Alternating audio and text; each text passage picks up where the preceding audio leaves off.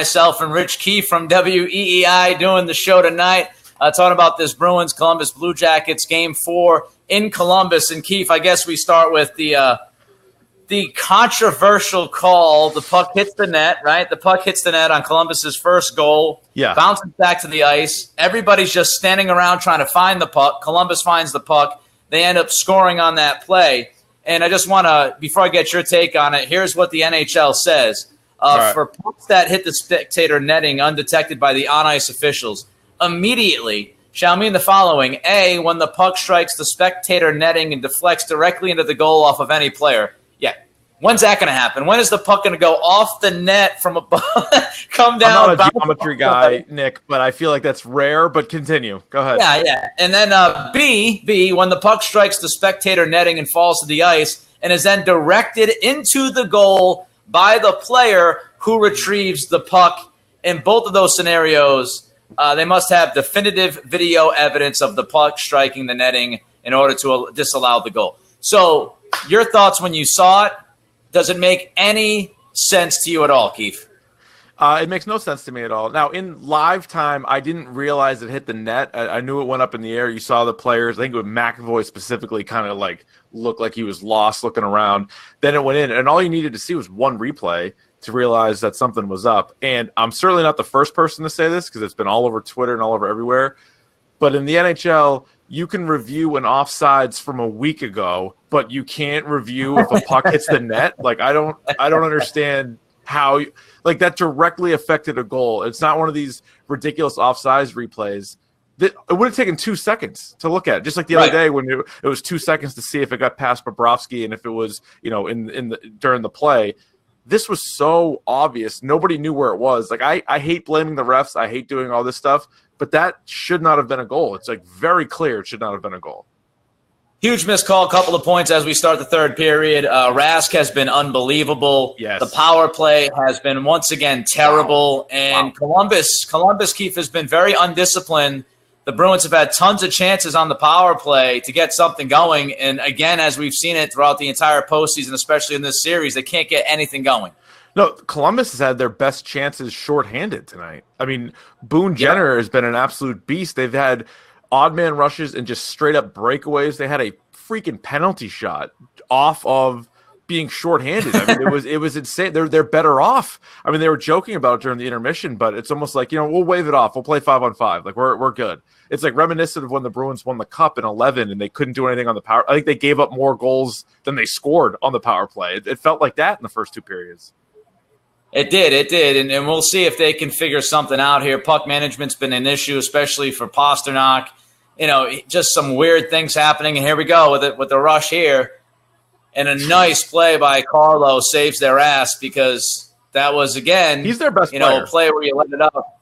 And so you have that little shot block there, and then that turns into a possible one-on-one breakaway. But again, great play by Carlo. We're set to be joined by Felger at some point here on the fan line. If you want to get involved with the fan line, all you got to do is hit the button on top right, and you're good to go with that. Keith Cattles here on Fancred third period live for the Bruins and the Columbus Blue Jackets. Keith, let me ask you this. Yeah. Well, there's a stoppage in play, and it wasn't even a block shot. It was just Pasta screwing up yet again. I mean, this guy's unbelievable.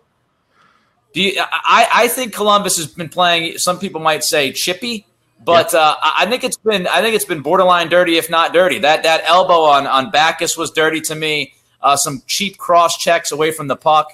I don't like how Columbus is playing this game tonight. Yeah, there was a hit on DeBrusk. There was a hit on Pasternak. Yep. The worst one, as you said, was definitely Backes. And you have to think that Marchand's little punch in the back of Harrington's head at the end of game 3 had to have something to do with this because good point. They've been chippy the first 3 games. Like there's been good kind of intensity, and that was why today or even yesterday I thought David Backes would be involved.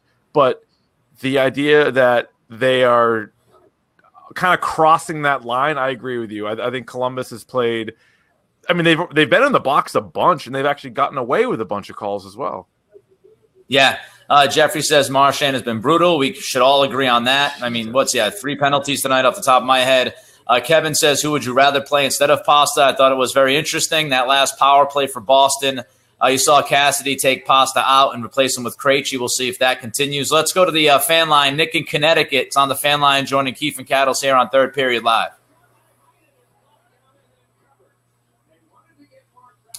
Nick in Connecticut. Where you at, brother? There he is. What's up, Nick? There he is.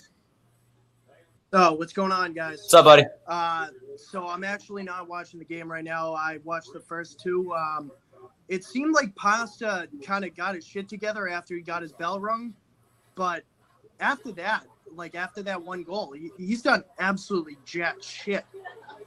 And I don't know what you got to do with him. I was thinking you'd bench him, like they would have benched him for this game. I mean, maybe throw in some younger guy, keep Coleman in there, maybe Wagner, and just throw Backus in there. I think Backus has played solid all game. I mean, I just don't know what they got to do more at this point. Maybe get the forecheck going like they had towards the end of the Toronto series.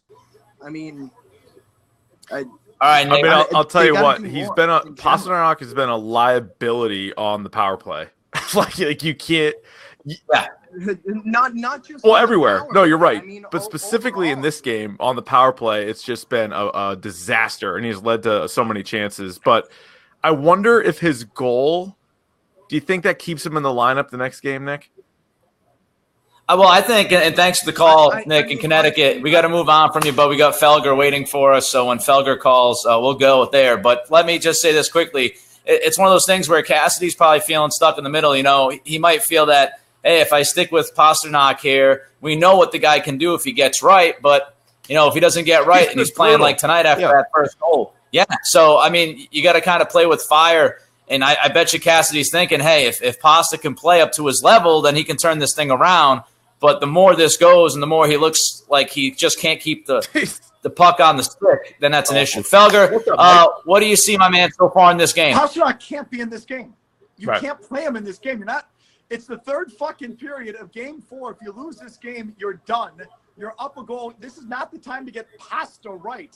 This is the time to get him off the ice. So this is on Cassidy. If they blow this, and if Pasternak's in the middle of it, this is on the coach.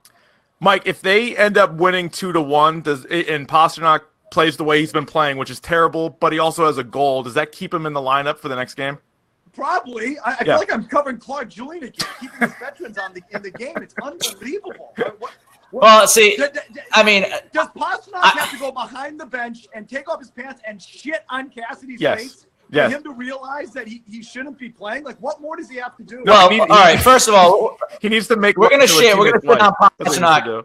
We're going to shit on Pastrnak, and he deserves all the shitting that we give him, right? That's obvious, right? But let's not act like Marchand's playing great. He's playing like shit, too. And I feel like sometimes, Felgy, I get it. He's been really bad, and you might want to sit him. You might want to pull him. I'm saying maybe pull some of his ice time in this period for sure, but he's still one of your top guys. And you've got to hope. Listen, you're not winning this series with Pastrnak playing like shit. And you're not going to win this series without Pastrnak on the ice. You got to get the best from him, Mike. I'm worried about the period. And the series of the next game, the cup, fuck all that. It's about this period. He can't be playing this period, okay? And if they give up a goal with him on the ice, it's on the coach, period. Yeah, I mean, you certainly can't play him on the power play. He seems to be worse on the power play. It's like he doesn't know what he's doing, and he's just – the turnovers seem to be worse there than even on 5-on-5. Nice play by Heinen right there. So what do you do? Do you double shift Heinen? What do you do then? You find someone else to put fucking in there. They Backus? Pastrnak on that last power play with Krejci. That's a little better. Yeah. The whole thing with that first power play, they have 4 forwards out there, guys. And so whether it's Marchand or Pastrnak or whoever, you wonder why they're giving up so many odd man rushes the other way in the power play. It's because they got 4 forwards, and there's usually a forward left back there on the blue line. There just has to be. Mm-hmm. And they can't play D. So whether it's Pastrnak or Marchand, and again, finally, on that last power play, they put Krejci there in place of Pastrnak because he's got a little bit more defense to his game. But that's why they're so exposed. That's another thing Cassidy has to change. Put 2 defensemen back there and just play it straight up. You're giving up too many chances. Now, the time that he whiffed, I mean, that was one where you're like, man, maybe it is the thumb. But like most of the other times, I'm like, I think he's healthy. Case. Huh? He's a mental case. He's in his own fucking head right now. Yeah, that's what I think it is. Because it can't just be like your thumb has nothing to do with you keeping your feet. Like the guy's just a disaster. this is a crazy ass game. I mean, the Pastrnak stuff is outrageous, but it might be the second most outrageous thing from the night, which is the fact that you can't review a puck clearly going into the stands, and that is. I'm sure you've lost your mind about that already. Is that not the most insane fucking thing you've ever heard? No, we talked about how you can review an offsides from 3 games ago, but you can't take a look at this. It's like, what are we doing? Because there's one pass, then all they make zero sense. Like what? Like no, well, he passed it. And when you read the rule, it's even more insane when it says, well, if it goes off the net and it hits a player and it goes directly in. I mean, when's that going to happen? That's never going to happen. It just seems like it's just throwing shit up against the wall the way they put that rule out there. And I agree with the whole thing about the offside. You can call an offside forever later, and it makes zero sense. I think, let me ask you this, Felge. As far as Columbus and how they're playing, do you think they've been a little bit more than chippy? Do you think it's been borderline dirty by them in some of these plays? The refs feel bad that they didn't catch that. No? You don't think the Backus elbow? You don't think the elbow on Backus was dirty at all? It's fucking hockey. He got elbowed. I think the refs are calling penalties for the. It's hockey, Mike. He threw his elbow like he saw it. He left with one skate on the ice, and he thrust and nailed him with a back elbow. Backus is fine. I think that's dirty as shit. Outraged. I think the refs are calling penalties for you because they're guilty because they missed the fucking thing in the net. Well, you better hope, as you know, Mike. If we can say if the Bruins lose, say tomorrow's one going to thing. be insufferable. I mean, tomorrow's going to be a hard day. Oh, it's going to be a hard day either way. There's so much shit in this game. This game is insane. At least listen, has been great. Tuukka's been fantastic, thankfully, because that second period, I mean, this game could easily be 5-2, 6-2 at this point, maybe even worse. Tuukka's been pretty unbelievable tonight. And if it's not for his effort, we're sitting here staring at 3-1 easily, and Columbus is cruising through this third period right now. No question about it. Now he's got to do it for another 15 minutes, and then it's his night. So 15 minutes to do that. I got to run, boys. All right, Mike. Have a good time. See ya. We'll talk to you later. All right, later. Bye. All right, bud. Appreciate there was you. Another there goes play Felge. Too, and Nick, again, listen, the I know. play, and I know I saw you on Twitter saying that he got hooked, and he probably did, but right before that, he had a chance. And if you're an elite guy, you got to stick that one. You got to let it go. If you got to let it go, you got to take the shot on the net there. You've got to let it go. You can't be on that one-on-one breakaway.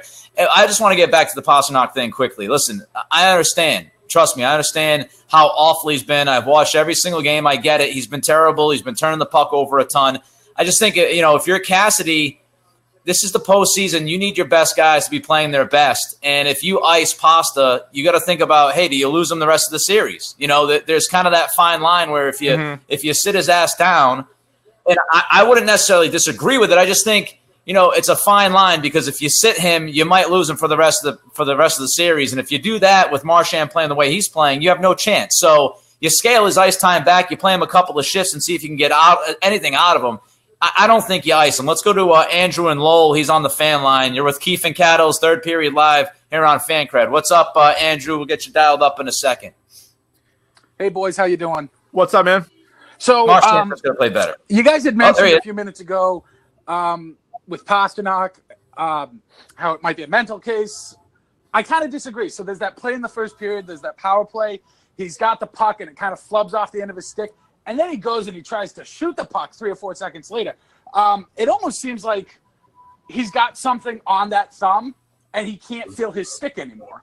You know what I'm saying? So that puck goes off and it's 3 or 4 seconds later before he realizes the puck's not there. If his hand is fine, you would be able to realize, I think, that the puck isn't there anymore.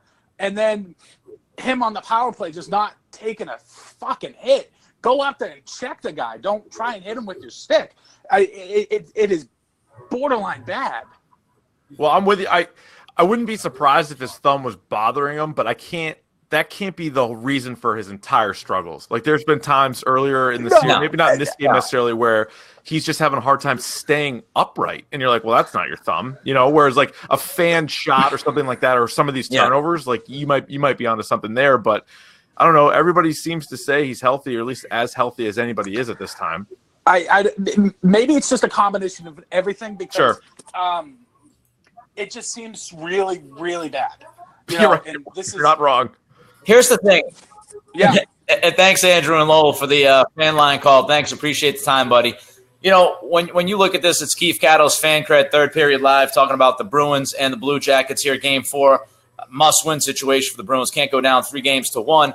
I think even more irritating than just Pastrnak is, it's a few guys, right? There was a power play a little bit earlier tonight where, Grzelcyk had a couple of turnovers, and Krug turns the puck over, and Marchand is getting penalized, and he's committing stupid turnovers. So it's the accumulation effect, which was my point to Felge while he was on with us.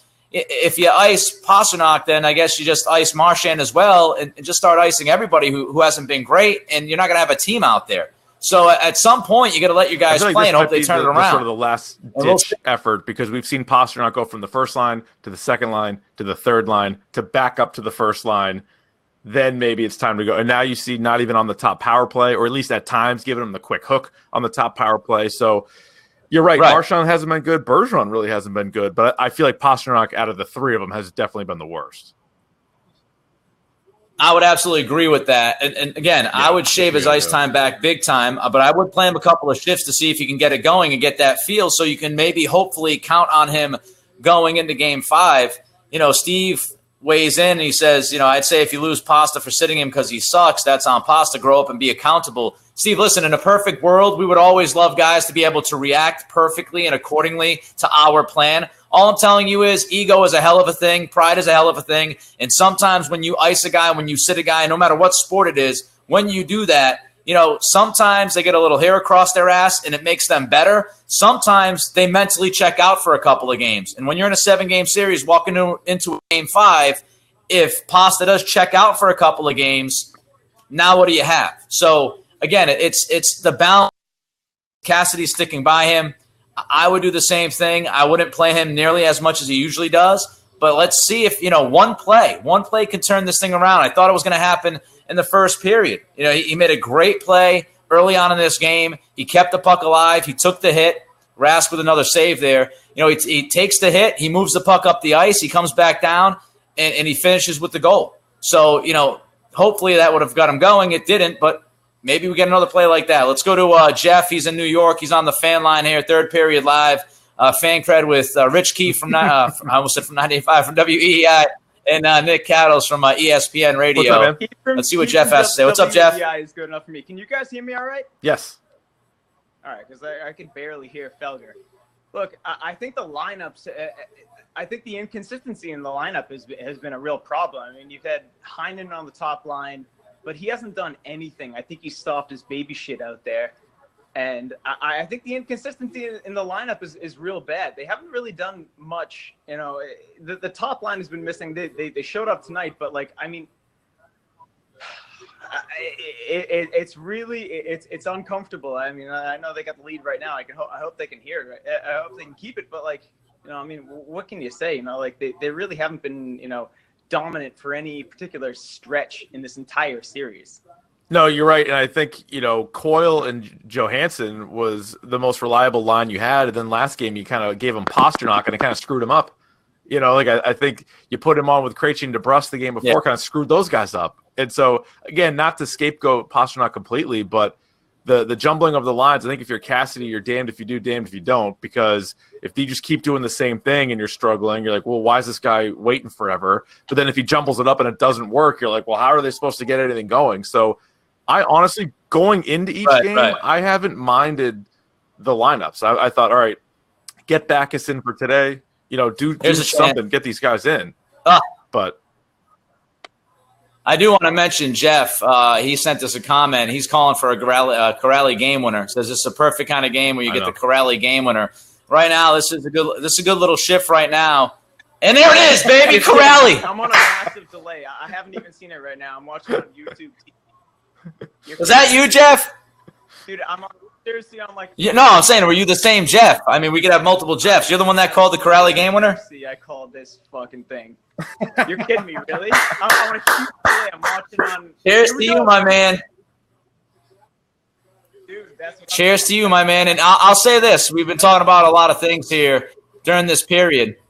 But I will say that the Bruins in this third period, they've done a better job getting, it's old cliche, but it's true, pucks on the net and kind of forcing Bobrovsky to make some saves. And as you mentioned, Keith, in that second period, There's Corrali with a nice little finish off the boards behind the net. But, we've been talking about it, that Bergeron chance in the second period, that breakaway, you don't even get a puck on Bobrovsky.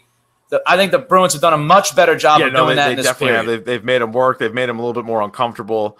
And it is funny, though, throughout this. Thanks, Jeff in New York, by the way. Man. Fantastic phone call and fantastic call. But that's the thing, though, Nick. I mean, we've seen, last year, the Bruins got bounced from the playoffs against Tampa because nobody could score. They shut down the first line. Nobody could score. Now you're seeing Corrali, Coyle, Grzelcyk. You're seeing other guys step up and score, which makes me think, they might be able to get past a David Pastrnak performance like this and still win because other guys are scoring for him. Oh! Another great chance there by Krejci, almost snuck it in. And, I agree with you. It's if you get through, if they can knock on wood, get through this game, Keith, and they win it, and it's tied up 2-2, with the way it's been, with their power play, how bad it's been, with how bad Pasta's been and Marchand. I mean, just the top line overall has been bad. Not a lot going right for them. If they can wrestle back home ice by winning tonight, that's just absolutely gigantic. And I think the next 5 minutes of this game, what you need to see here, Keith, is they need some kind of momentum here over the next couple of minutes because Columbus is going to have that shot in the ass here in front of their home crowd. They know they have to make the push the next 4 or 5 minutes. How do the Bruins respond to that? Do they fight back? Do they give in and make this a 1-goal game? Crucial 4 or 5 minutes. Also, just going back to the last goal quickly, Backus credited with one of the assists on that too. So good for him getting in the lineup and taking the elbow, going to the bench, and then coming back in there. Nice save by Rask. That's the other thing about this, Nick, too, is you talk about if they hang on the way they are, and they still got 10 minutes to go, but if they hang on, so much of the talk for the first 3 games is how good Bobrovsky has been. Well, that's going to start to turn to how good Rask has been. Tuukka, and there's a lot of people here that think he can't win it and he's not good enough. But since Game 7, he has been locked in, and he has had to come up with some huge saves here tonight. Yeah, I mean, I was when I was doing radio with Jones, I was one of those guys that defended Rask. I think Rask at times has been given a bad rap. And it would be, games like this where he's playing really well for the first couple of periods. The guys in front of him aren't doing anything. And then all of a sudden you get a goal or two in the third period, and now you look at the final score and it looks like he's done shit.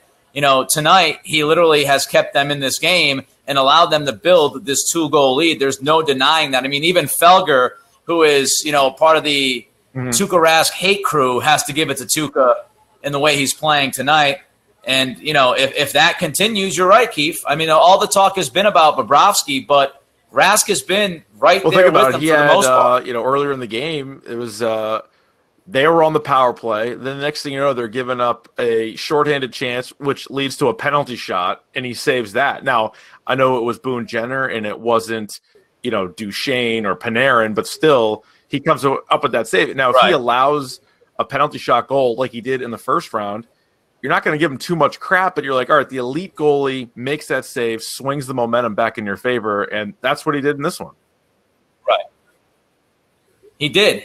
There's absolutely no doubt. And remember, I mean, that was – take a look at my notes. I mean, that was I think it was 26 seconds. You had that Rask save on the penalty shot, and then you had the Bergeron goal right after that, 26 seconds. In between those two plays. I mean, just a huge 25, 30-second swing from, that save to the Bergeron goal. That's right now, aside from the whole weird call with the net, that right now, there you go, get that shot. See that Bergeron taking a shot, not the greatest shot in the world, but he gets it to Bobrovsky, he kind of handcuffs him, you get a little bit of a rebound. But, that 30-second span, Keith, we look back at that if the Bees can win this game, and that's just a gigantic 30-second span, and here comes a penalty. So, because I think too for Boston, the first 3 games, like Bobrovsky was in their head. Like I think you could see how cute they would get at times with the puck, and some of the passes they had and some of the things they were doing is because they were worried about Bobrovsky. And I wonder if that starts to change. I wonder if, on the other hand, Panarin and Atkinson and these guys start to do things a little bit differently because they're like, Jesus Christ, like Rask is stopping everything. We got to really fool him, Former Jones co-host Rich Keefe, former Jones co-host Nick Cattles with you here tonight. Game 4 of the Columbus-Boston series here. It's 2-1, as we know. Columbus leads, but huge, absolutely huge. 4th game here, and now you get a big power play. And, you look back, and in the second period, an unbelievable PK. And that second period helped the Bees keep that 2-1 lead. So they're going to need another huge PK. Ty Anderson on the fan line with us. Ty, what do you see so far? How are you feeling about this one? I feel pretty good right now. I think they're playing well. The only goal tonight from Columbus is off the netting and in. So, I think this is a game that you want. Rask is playing incredibly well, and I think this is what you needed, right? You needed a game where I think he's been good in this series. He's probably been the only reason why this series is close. I would say that this is a game you needed to sort of say, you can match Bobrovsky. You can beat him. And I think this could go a long way, really. What do you do with Pastrnak rest of the game? Ty, let me ask you this. Yeah. Pastrnak, there you go. Limit the minutes. You're by 2 here. You can't afford a bad turnover. The power play. They really need to sort of limit his minutes here. You're going to see a lot of Bergeron and a lot of Corrali and a lot of even Krejci because they use him as a shutdown guy at times too. So I'm okay with that. Can you keep Pastrnak on the bench here?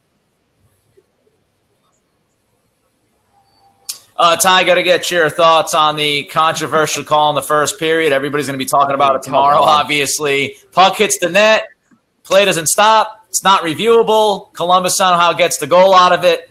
Does it make any sense to you at all that should happen? They say you can't review unless it happens immediately after. Well, why are you doing offside reviews for possession and zone entries that are coming a minute before the goal is scored? It makes no sense. It's not consistent, but that's NHL. It's an absolute joke. I don't understand it. I don't think anyone in the league understands it either, which, again, this is what the NHL does. They are awful at this stuff, and this is what they do again and again and again. And I bet it changes now, just like now you're going to see penalties reviewed, majors reviewed, because of what happened with Vegas. They're always a step behind, and it's so frustrating as a league. Do you think this will lead to any kind of change, or are they just going to look the other way and this will be it? It should lead to a change, right? Yeah. This is the second time this has happened in this building. For whatever reason, it happens in Columbus more than it does any other building. It's the cannon. Everyone's distracted by the cannon, and no one's realizing it. But I can't believe that you're fucking cannons. Yeah. No, that was bad. And hopefully the Bruins can just hold on, and then it'll still be a story tomorrow, but it won't be as big. If they end up losing this game, it's going to be a whole lot of feeling bad for ourselves. And the league sucks, and the refs suck, and the rules suck. Clear the puck. Oh my God. Clear the puck. I don't want. That hit the post, Keith. I think that hit the post, right? Complaining about Tuukka Rask and bringing up 2015 and 2016. I don't want to hear it. After this series, I don't want to hear it. I know. Between Game 7 of the Maple Leaf series and this one, someone needs to clear the puck. They've been on the ice forever. This PK unit's been on the ice for, it seems like 75 minutes. Goal from the front. They're completely gassed. Somebody's got to make a play. They can't even move right now. Oh, Tuukka, my God. What an animal. Tuukka Rask, what an animal during that PK. Everybody in front of him was out of gas. He's been their best penalty killer by far. I mean, it's not even a close second. I would say that, honestly, since I would even say, Game 5, they lose against Toronto, but I thought he was good in that series. I would say from Game 5 to now, he's been dialed in. This has been the best version of Tuukka Rask since 2013. It absolutely has been. And is he as dominant as 2013? Probably not. That was a great run. But right now, he's giving you a chance when your defense and your penalty kill is basically trying to give Columbus a goal right now. Ty, let me ask you this. We were talking about this before we got you on the fan line, and this is Fancred, third period live, Blue Jackets, Bruins, Keefe Cattles, along with Ty Anderson, Ty from 98.5 The Sports Hub, of course, Keefe from WEI, myself from ESPN. We talked about this, Ty. If the Bruins can somehow walk away with this win and they go back, and now you're looking 2-2, home ice is back towards them, I mean, just how gigantic of a win is this if they can get it done with Pasta, Marchand, Grizzly hasn't played great tonight. How huge would that be? And I think it's sort of what you need right now because you get those guys, as you mentioned, aren't going. And here we go, David Krejci fighting with, is that Pierre-Luc Dubois? Yes, it is. Why wouldn't it be? He's been the ultimate shit disturber in the series. Yeah. But I would say, yeah, I mean, this is big. And I would say the big thing right now is that I think that DeBrusk and Grizzly have had their legs tonight. Pastrnak, he gets the board with the goal. He's kind of been a little iffy since, obviously. But you're winning, and these guys are getting their game back. It's good. And I think you're going to be back in your building. I would say, I wrote this on Twitter earlier, they're looking for big hits. And it's actually hurting them more than it's helping them right now because I do think that they're getting out of position, and the Bruins are finally taking advantage of that when it does happen. So if they can continue to do that, I like their chances in their own building and come Game 5 and a Game 7 if necessary. How much of this, Ty, do you think has to do with Marchand at the end of the last game? You know, the cheap little hit that we've been talking about for 48 hours, and we're only talking about it because it's him. But how much do you think Columbus was taking note of that and saying, whether it's Marchand or somebody else, we're gonna up our game, we're gonna make bigger hits? Because it seems like they were chippy for the first 3 games, they were physical for 3 games. But this one seems like with the elbows and the knees and some of the other things, it seems like they're kind of crossing the line more tonight. Yeah, and exactly. Maybe that's what Marchand needed to wake up, right? You know, he's been quiet. He's been too quiet. This was the first time he's gone 4 straight games without a point since March 2016. It's been a while for him. So I think to get on the board here or to just be a difference maker in some way, shape, or form is huge. And right now I do think that he's found a way to wake up, and the Blue Jackets are noticing him for the right reasons right now. If he's not going to score, agitate but in an effective way. I think Blue Jackets came into this game really pissed off, and the Bruins are using it to their advantage. Like I said, I think physically the Bruins should be happy with Columbus hitting because it means that they don't have the puck. It means that the Bruins do. And when the Bruins challenge, they've shown they could score some goals against Bobrovsky. He's playing well, but he wasn't challenged enough in the first 3 games of the series. Tonight, a lot of looks from in tight, from closer between the circles. And Marchand, when he has his legs and he has his motor going and his mouth going, I think they're a better team. Well, I had mentioned before, about the 10-minute mark, how big of a 5 minutes it was. The Bruins obviously survived that 5:01 left in the third period, B's up 3-1. And, it'll be interesting to see now who gets ice time in the final 5 minutes. I agree with Ty. You'll have the guys who are, captains of responsibility out there, defensive-minded guys for the most part to try to close this one out. And, Marchand's made some plays tonight. He's also had some inconsistencies. He's had a number of penalties, some boneheaded mistakes. The delay of game he took was awful. But if you can walk into a Game 5 back in Boston with your top line, hopefully finding its ass a little bit, then that would make you feel better. It's just, Ty, if we don't see a big play here from Pasta in the final 4.5 minutes of this game, if you're Cassidy, how do you play in Game 5 with him? I just think you ride and die with. I absolutely agree. They got you to this point. You don't have any alternatives, really. Yep. You don't have a Ryan Donato in the press box like you did a year ago. Behind Pastrnak right now, it's Chris Wagner and Carson Kuhlman. You're not going to sit Pastrnak for those guys. What was that? That has to be a penalty, right? It is, absolutely. Carlo, I think, by the way, has had a monster game. Carlo has been better with each playoff game. I was going to say, he might be their best player throughout the whole playoffs, right? Dubois. Watch him. He horse collars him almost. If I'm Columbus, I'm just throwing the puck into the upper netting and hoping that he can get a nice bounce again. That's really the only thing you can do at this point. Just fire it up there. Yeah, it's a new trick. The puck went in the net. Why did everyone stop playing? So it's great. We have street hockey rules now in the NHL playoffs. Right. Gotta love it. Just get going out there, guys. Head on a swivel. All right, so the Bees have a chance to put this one away right now with this power play. A terrible, terrible holding on Dubois at that moment in the game. That's just brutal. Yeah, they're getting frustrated. You can tell. And yeah, he's an idiot, and that's what they. We'll see if they can make him pay here. Yeah, it's been a big issue. The Bruins have had a ton of power plays tonight.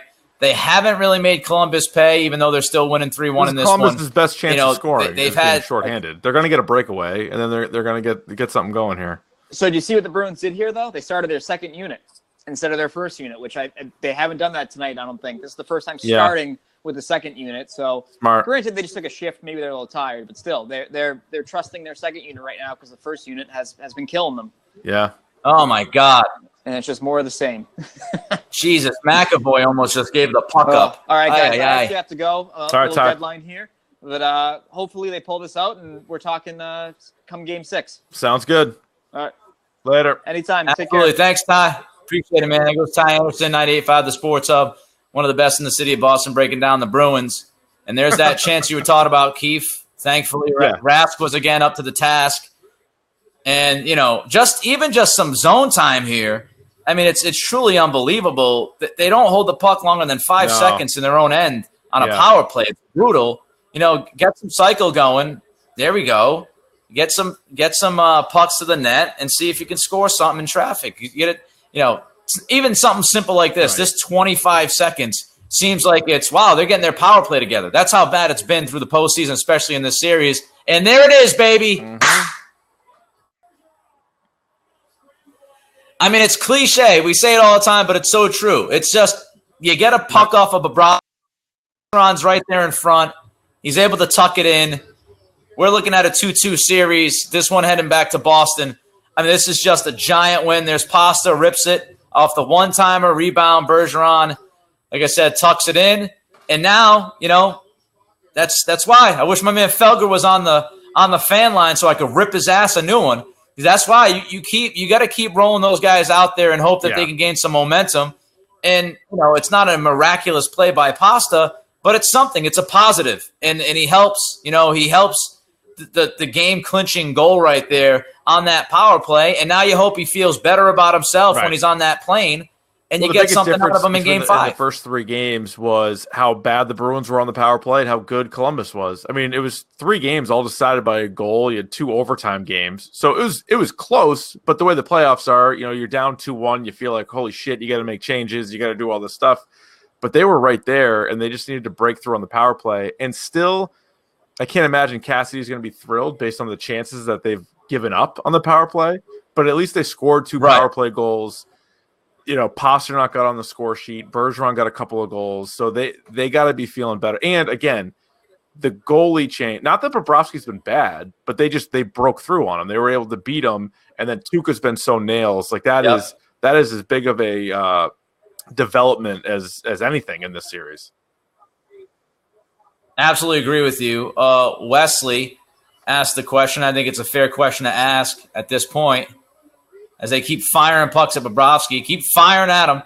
Wesley asks, how different is the story of the game if that goal off the netting doesn't count? Yeah, I mean, you're looking at a 4-zip washing right now in Columbus when you're down 2-1. I mean, I know they haven't been flawless. They've had stretches of bad hockey. That second period was pretty tough, but I think this third period has been pretty damn impressive on the road when Columbus knows. I mean, you're going against a Blue Jacket team, Keith, that knows, like, this is a must-win for the Bruins. They're in front of their home crowd, and the Bruins fight back, and they put together a really good period here in the third. How home ice doesn't really mean shit, because I thought it would. Like, I thought that was such a huge thing, and I thought that was the reason they were going to win against Toronto. Now, they beat Toronto, but that's not the reason why. And same with Columbus. Like, both teams have already had success on the other team's ice. So I say, hey, you got 3 games to go. 2 of them are in Boston. That should matter, but who the hell knows? Both teams at least have the confidence. They know they can go into the other building and get a win. It's so funny. They just showed, the stars of the game by Mike Milbury. Tuukka's got 39 saves tonight. You've got Bergeron with 2 goals. You've got Pasternak with 2 points.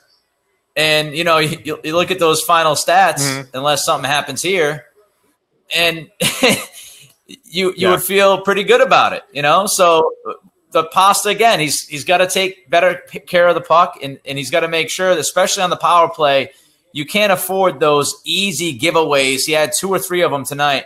You just can't allow that, especially when you're playing at the blue line, you're playing at the point. You can't be giving it away at that juncture. And if he cleans that up, again, so you feel good about this. The Bruins have to be absolutely ecstatic that they push, 2-2. You're going back home on Saturday night, and you absolutely have the momentum. And I think you called it right earlier, Keith. Now we look at it, the Bobrovsky versus Tuukka Rask thing. Rask right now has has been the better. upper hand. And now the power play also swings too. Like those two things both now check mark for the Bruins. And yeah, what a weird night for Pastrnak, because you could come up with a quick little highlight video where he looks amazing, and then you could come up with a quick low light video where you're like, why is this guy even out there? Like, same game, same player. It's really unbelievable what he's done. It's funny, Karen kind of off the same wavelength that you're saying right now. Is the first line's an enigma. They're still tripping over themselves, but they're managing to score at somehow, some way. It makes no sense, but I'll take it. McDonough says, as far as I'm concerned, Tuukka pitched a shutout tonight. Only one person saw that damn puck land back on the ice. Right. Listen, I've got one question for you as we're wrapping this thing up. We've got 28 seconds left. 4-1. Bruins leading the Blue Jackets. Well, actually, two questions. First, how did you survive Adam Jones for so long? One day at a time. I lasted 18 months, man. I was out. Months. Second question. Just kidding, Jonesy. He is a pain in the ass, though.